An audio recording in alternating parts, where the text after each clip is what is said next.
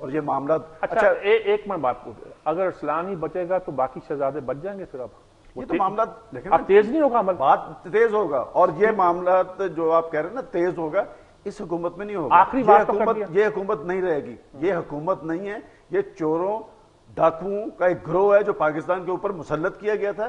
کن کے کہنے پہ؟ پاکستان کے عوام نے انہیں مسلط نہیں تھا کیا. یہ جب این آر اوز پہ حکومتیں بنتی ہیں تو پھر بین الاقوامی ایجنڈا ہوتا ہے. اس حوالے سے کیا دو آراء موجود ہیں کہ یہ حکومت این آر او کی بنیاد پہ بنی تھی. این آر او کن کن فورسز نے کروایا تھا؟ کیا امریکہ اور برطانیہ اس میں شریک نہیں تھے؟ کیا انہوں نے پاکستان کے اندر اپنا ایجنڈا نہیں تھا آگے بڑھانا؟ اور ایجنڈا آگے بڑھ رہا ہے.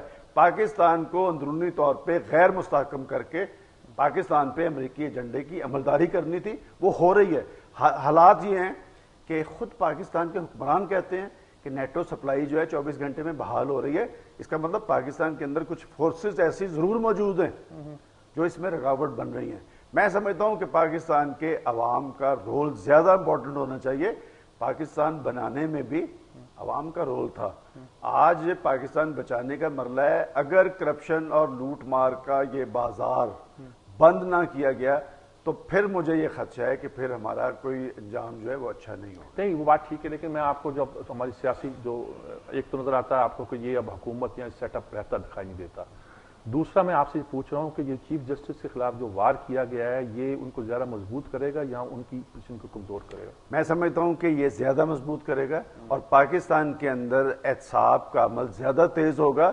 اور اب وہ نہیں ہوگا کہ پاکستان کے صدر کہیں کہ یہ چیف جسٹس متنازع ہیں، ہم عدالتوں کو نہیں مانتے. یہ پاکستان میں پہلی دفعہ ہوا ہے کہ آئین کے آرٹیکل 190 کے تحت پاکستان ریاستی ادارے پابند ہیں کہ وہ عدالت عظمیٰ کے فیصلے پہ عمل درآمد کریں گے.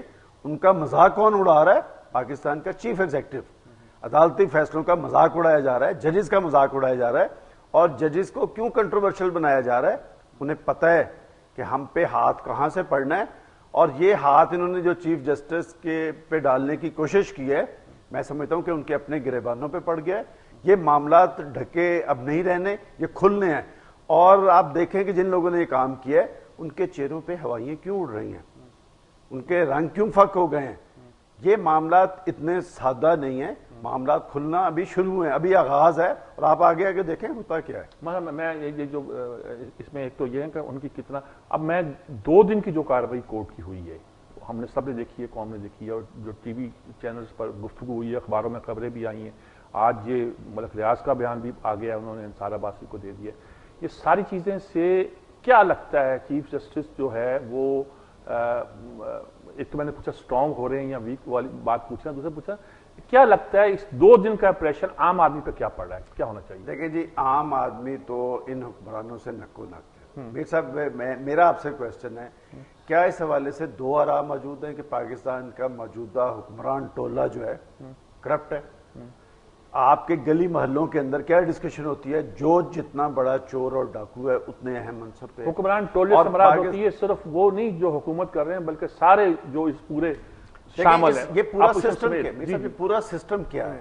دیکھیں دنیا کے اندر جہاں پر ڈیموکریسی ہوتی ہے وہاں پر استحکام ہوتا ہے. یہ کیسی ڈیموکریسی ہے کہ ہر آنے والا دن پاکستان کو کمزور کر رہا ہے، کچھ لوگوں کو مضبوط کرتا جا رہا ہے کہ لوگ بھوک کے ہاتھوں، مہنگائی کے ہاتھوں خودکشیوں اور خود سوزیوں پہ مجبور ہیں. ہر آنے والے دن میں اشیاء ضروریات کی قیمتوں میں اضافہ ہو رہا ہے. بجٹ آ رہے ہیں، کسی کو اس سے کوئی غرض ہی کوئی نہیں کہ بجٹ آ رہا ہے 3 دن پہلے بجلی کی قیمتیں بڑھا دی ہیں، پیٹرول کی قیمتیں بڑھتی ہیں، کوئی پوچھنے والا نہیں، جواب دہی کوئی نہیں ہے، اور کسی کو لوگوں کی فکر نہیں ہے. اور میں سمجھتا ہوں کہ یہ ساری کیفیت جو ہے یہ ایک بین الاقوامی ایجنڈے کے تحت تھی. انہوں نے چن کے وہ لوگ، آپ دیکھیں آپ کی ہسٹری کیا ہے کہ جنرل مشرف صاحب آئے 6 نکات پیش کیے، مجھے ان کی سپیچ یاد ہے. انہوں نے بھی کرپشن کو جواز بنایا تھا کہ جی اب ہم نئے چہرے پاکستان کی سیاست میں لائیں گے. جو برطرف ہوئی ہیں وہ کرپشن کا نام. میرے سے زیادہ کسی شخص کو نہیں پتا کہ کاف لیگ کیسے بنی تھی، کیونکہ نمبر 1 سے لے کے آخر تک مجھے پتا ہے کس طرح لوگ چنے جاتے تھے. بات یہ ہے کہ اس جنرل مشرف نے مطلب چن کے کرپٹ لوگوں کو اپنی کیبنٹ میں شامل کیا. یہ بڑے اچھے سبارڈینیٹ ہوتے ہیں، یہ کام بڑا کرتے ہیں، ملک ریاض ہوتے ہیں نا، ڈیلیور بھی کرتے ہیں، پیسے بھی دیتے ہیں. اور یہ سلسلہ جو ہے اب ایک انتہا کو پہنچ چکا ہے. میں سمجھتا ہوں کہ پاکستان کے مستقبل کے آگے ایک سوالیہ نشان کھڑا ہے. یہاں سے ہمیں فیصلہ کرنا ہے کہ ہمیں کدھر جانا ہے. میں سمجھتا ہوں کہ پاکستان کی عدلیہ سے لوگوں کو بہت ساری توقعات تھی, عدلیہ نے بھی مایوس کیا ہے. یہ سارا چکر جو چلایا گیا ہے یہ چیف جسٹس کو پھنسانے کے لیے, میرا خیال ہے جنہوں نے پھنسانے کے لیے چکر چلایا ہے وہ خود پھنس گئے. ان پہ تو کوئی ثابت نہیں ہوتا نا جی, ان پہ ثابت ہوتا ہے.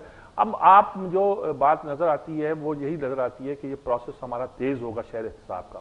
جی بالکل, دیکھو نا وہ کہا جاتا ہے ٹیپو سلطان اور اورنگزیب کے بارے میں, یہ امتحان ہے جی چیف جسٹس افتخار چودھری کا. آخری انہوں نے آخری وار کر دیا میرا خیال. ویسے آپ نے ایک بات ابھی چیف جسٹس صاحب اور ان کا اگر انہوں نے قسم اٹھا لی ہے تو مجھے یہ حق نہیں پہنچتا کہ میں اس پہ تبصرہ کروں.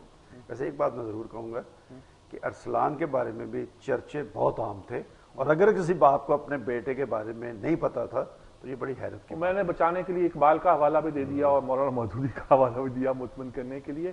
میں سلمان صاحب آپ ہمارے ساتھ رہیں, میں ابھی آرٹیکل ہی پڑھتا ہوں, ہو سکتا ہے اس میں بہت سارے اس مسئلے پر آپ کی مدد کی ضرورت پڑے. اس میں ایک وقفہ لیتے ہیں, وقفے کے بعد حاضر ہوتے ہیں.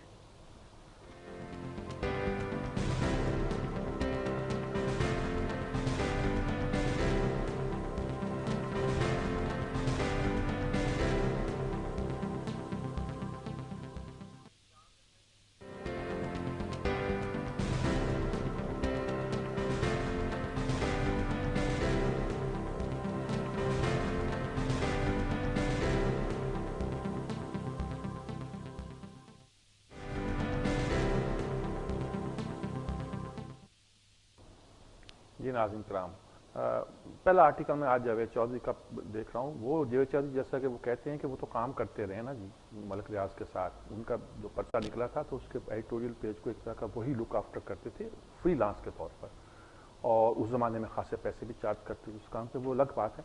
لیکن انہوں نے آج جو واقعہ سٹارٹ کیا ہے بڑا وہ دلچسپ واقعہ. وہ کہتے ہیں کہ میرے دوست تھے, وہ وہاں سے آئے, ایک جب سنارے کا کام تھا, ایک پنڈی میں دکان کھول دی, منڈی بہاؤالدین میں پنڈی میں. وہ بتاتے ہیں کہ ایک دن فون آیا کہ ایک جج صاحب جو ہیں وہ کچھ خریدنے آنا چاہ رہے ہیں, تو میں نے بلایا, لیکن این اس وقت بریگیڈیئر امتیاز کی شاید کوئی فیملی کے بندے آئے ہوئے تھے, وہ کر رہے تھے. میں نے ان کو اندر کمرے میں بٹھایا اور لگ گیا, کافی دیر لگی, میں فارغ ہوا. میں نے کہا جج صاحب ناراض ہوں گے, ان سے کہا. انہوں نے کہا نہیں مجھے تو خوشی ہوئی ہے کہ آپ فرسٹ کم فرسٹ سرو کی طرح یہ کام کر رہے تھے, اور بڑی اچھی بات ہے. انہوں نے کہا جی چیزیں دیکھی تو بچیاں جو تھیں ساتھ, ہو انہوں نے ایک نے 1586 روپے کی اور ایک نے 1200 کچھ روپے کی دو چیزیں جو ہیں زیور خریدے. اس زمانے میں سونا ذرا سستا تھا, یہ دو چیزیں خریدی.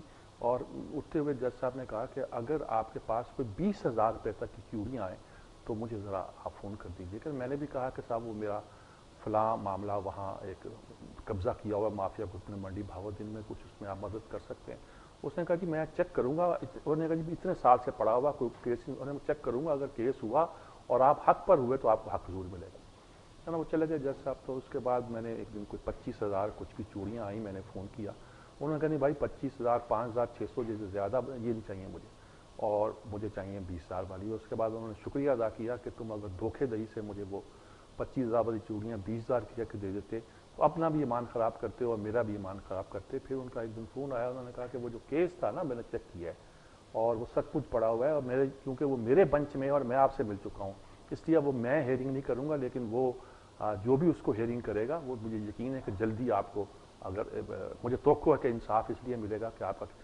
انہوں نے کہا جی میں نے وہ جو بچیوں نے پیسے دیے تھے وہ پاکٹ منی سے دیے تھے, اور چھوٹے چھوٹے نوٹ تھے جیسے بچوں کے ہوتے ہیں, غلے میں ڈالے ہوئے کچھ کیے ہوئے. کہتے میں نے آج بھی امانت کے طور پر رکھے ہوئے ہیں. اس شخص کا نام کیا تھا؟ افتخار چودھری.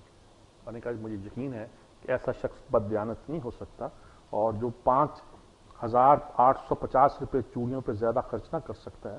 اس کے بعد انہوں نے کہا کہ 1996 سے میرے ملک ریاض سے تعلقات ہیں, 16 برس بہت قریب رہ کے کام کیا ہے, اور ارسلان سکینڈل پر ایک سینئر صحافی کا ذکر ہے وہ نکل رہا تھا اور کر رہا تھا. انہوں نے کہا کہ بہت سے لوگ جو ملک ریاض نے کہا ڈاکٹر ارسلان ہماری رقم سے برونی اور کڈالی کے سوٹ خریدتے اور پہنتے تھے, کیا انہیں نہیں معلوم کہ یہ سوٹ کتنوں کے ہیں؟